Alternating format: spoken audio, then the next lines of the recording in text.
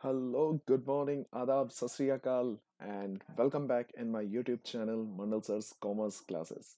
आप सभी कैसे हैं? अच्छे हैं?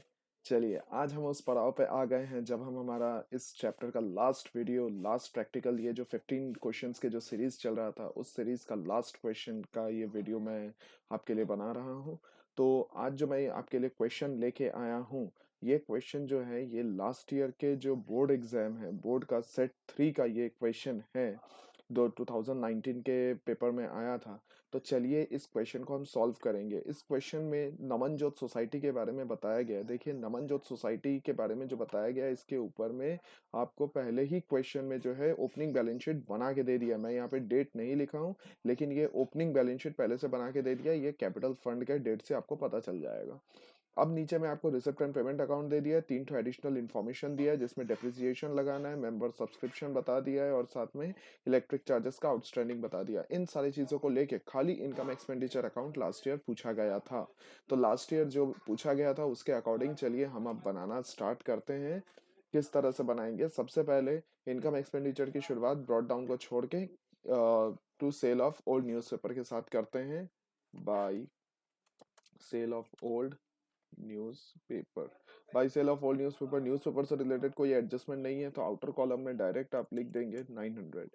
देन इसके बाद न्यूज़पेपर के बाद देखिए क्या लिखा हुआ है, लॉकर्स रेंट। लॉकर्स रेंट जो है ये रेवेन्यू नेचर का होता है। लॉकर्स रेंट, लॉकर्स रेंट के बाद अब कितना रुपए? 7,000। ओके, देन इसके बाद इंटरेस्ट ऑन इन्वेस्टमेंट। अब अगर इंटरेस्ट ऑन इन्वेस्टमेंट की बात करें तो सबसे पहले कभी भी अगर ये पॉइंट दिया रहता है तो हमेशा मैंने कहा हुआ है कि आप पेमेंट साइड में देखिए कोई इन्वेस्टमेंट है क्या। तो पेमेंट साइड में देखिए 10% इन्वेस्टमेंट दिया हुआ है और इसको हमने 1 दिसंबर 2017 को खरीदा था। इसका मतलब मुझे ये जो इन्वेस्टमेंट है इसका मुझे कैलकुलेट करके देखना पड़ेगा कि मुझे इंटरेस्ट पूरा मिला या नहीं। तो यहाँ मैं लिख रहा हूँ amount to be received as interest on investment. मतलब इंटरेस्ट ऑन इन्वेस्टमेंट पे मुझे कितना पैसा मिलना था, टू बी रिसीव्ड का मतलब मिलना था। तो उस कंडीशन में मैं यहाँ दिखाऊंगा 60,000 इंटू 10% इंटू आपका 4 महीने का था तो 4/12। तो अगर मैं इसको सॉल्व करूंगा तो 60,000 का 10% होता है 6,000। 6,000 divide by 12, 500 into 4 is equal to 2,000। मतलब मुझे इंटरेस्ट 2,000 रुपये मिलना था, लेकिन लेस अमाउंट एक्चुअली रिसीव्ड। मतलब अमाउंट एक्चुअली रिसीव्ड कहने का मतलब है कि हमको मिला कितना। तो आप देखिए रिसिप्ट साइड में जैसे दे दिया है 1,600 रुपीज, मतलब 1,600 रुपये हमको मिल गया। तो 1,600 रुपये अगर हमको मिल गया है तो उस कंडीशन में यहाँ पे मैं लिखूंगा 1,600। अब मैं क्या करूंगा, इन दोनों का माइनस कर दूंगा इन दोनों को। तो इन दोनों को जब मैं माइनस करूंगा तो माइनस करने के समय लिखूंगा अमाउंट आउटस्टैंडिंग नहीं, एक्रूड। Amount accrued. एक्रूड मतलब मेरे को ये पैसा मिलना बाकी है। तो मिलना अगर बाकी है तो देख लेते हैं। अब अमाउंट किस तरह से लिखेंगे, रुपीज 400, 400 रुपये। ये पैसा जो है ये मुझे मिलना बाकी है। तो यहाँ पे मैं यहाँ लिखूंगा bye interest on investment. Investment लिख के यहाँ पे दिखाऊंगा 1,600 प्लस एक्रूड। एक्रूड दिखा के यहाँ वर्किंग नोट दिखा दीजिए ताकि समझ में आ जाए कहाँ से निकला ये एक्रूड। तो ये 400।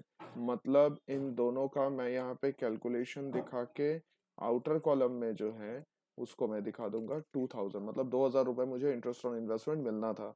देन इसके बाद देखिए entrance fee. Entrance fee already हम लोग पढ़ चुके हैं कि ये जो होता है ये रेवेन्यू नेचर मानना है। By entrance fees, by entrance fee लिख के अब कितना अमाउंट, 50,000, 50,000 रुपए।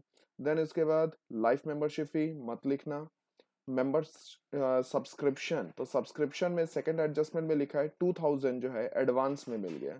मतलब ये 98,000 में 2,000 एडवांस बोला है, मतलब नेक्स्ट ईयर का पैसा इसमें जुड़ा हुआ है। तो हम इसको माइनस कर देंगे। तो बाई सब्सक्रिप्शन, बाई सब्सक्रिप्शन लिख के 98,000 minus advance minus advance, advance कितना 20,000, 20,000 रुपए एडवांस जुड़ा हुआ है। तो अब जो है दोनों को मैं माइनस करूंगा तो ये 78,000 हो गया। इसके बाद सब्सक्रिप्शन फॉर रिलीफ फंड मत लिखना, because this is a specific fund, और स्पेसिफिक फंड लाइबिलिटीज में दिखाया जाता है, इसलिए इसको यहाँ पे नहीं लिखना है।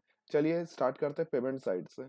पेमेंट साइड में सबसे पहले क्या लिखा है, कंप्यूटर्स। तो कंप्यूटर्स के लिए देखिए फर्स्ट एडजस्टमेंट में लिखा है डेप्रिसिएशन लगाना है 60% का, तो यहाँ लिखेंगे to depreciation on computers.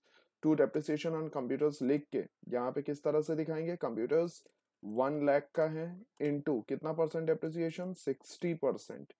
Then इसके बाद मल्टीप्लाई करके यहाँ पे देखिए कब खरीदा गया कंप्यूटर, 1 अक्टूबर को। तो 1 अक्टूबर से लेके यहाँ पे 1 अक्टूबर को कंप्यूटर खरीदा गया है। यहाँ पे डेट जो है ये 2018 का दे दिया है, ये 17 का एक्चुअली डेट होगा। ये 1 अक्टूबर 2017 है ना। तो 1 अक्टूबर 2017 को खरीदा गया है, तो 6 महीने का डेप्रिसिएशन लगेगा। तो इंटू 6/12, अगर मैं इसको करता हूं इंटू 6/12, तो मेरा आउटर कॉलम में जो अमाउंट आएगा 1 लाख का 60% 60,000, और उसका आधा 30,000। तो इस तरह से मेरा ये डेप्रिसिएशन ऑन कंप्यूटर्स निकला। देन इसके बाद एक और क्वेश्चन में डेप्रिसिएशन बोला है फर्नीचर, तो furniture to depreciation on furniture होगा, टू डेप्रिसिएशन ऑन फर्नीचर।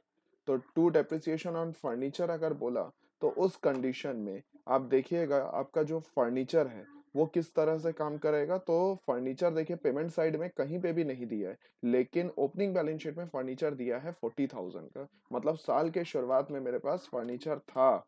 तो इस पे 10% का लगाना है, तो 10% साल भर का लगेगा। आउटर कॉलम में मुझे यहाँ पे लिख के दिखाना पड़ेगा 4,000, 4,000 रुपए। देन इसके बाद आगे बढ़ते हैं। फिर क्या लिखा हुआ है, ऑफिस एक्सपेंस। तो ऑफिस एक्सपेंस अगर दिया है तो यहाँ पे करूंगा to office expense. To office expense के बाद अब अमाउंट कैसे, 29,000। देन इसके बाद इलेक्ट्रिक चार्जेस 15,000। तो इलेक्ट्रिक चार्जेस के लिए देखिए लास्ट एडजस्टमेंट दिया हुआ है, आउटस्टैंडिंग है 10,000 का, तो मैं लिखूंगा इलेक्ट्रिक चार्जेस, यहाँ पे लिख लिया 15,000 प्लस आउटस्टैंडिंग। आउटस्टैंडिंग लिख के कितना रुपए आउटस्टैंडिंग है, 10,000, 10,000 रुपए की आउटस्टैंडिंग। चलिए ये भी मैंने कर दिया। करने के बाद अब कितना अमाउंट है, 25,000। आगे बढ़ते हैं। फिर क्या लिखा है, पोस्टेज एंड स्टेशनरी, इससे रिलेटेड कोई एडजस्टमेंट नहीं है, तो आउटर कॉलम में डायरेक्ट आप लिख देंगे to postage and stationery. To postage and stationery लिख के अब मुझे जो अमाउंट लिखना है 9,000, 9,000 रुपए का। देन इसके बाद इन्वेस्टमेंट, इन्वेस्टमेंट का मैंने ट्रीटमेंट ऑलरेडी कर दिया है। इसके बाद मेरे पास और कोई भी अमाउंट नहीं बचा है। अगर कोई भी अमाउंट मेरे पास नहीं बचा है, तो इस कंडीशन में मैं क्या करूंगा, अब मेरा कैलकुलेशन कर लेता हूं। तो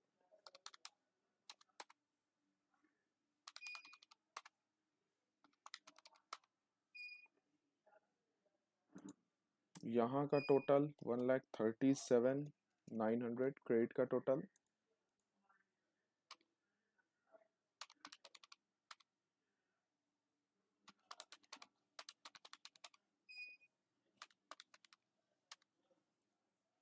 40,900 रुपये। ये जो है ये हमारा आया, तो इसको हम बोलेंगे सरप्लस। सरप्लस लिख के नेक्स्ट लाइन में इसका टोटल दिखा देंगे। तो इस तरह से मेरा ये छोटा सा income and expenditure account complete होता है।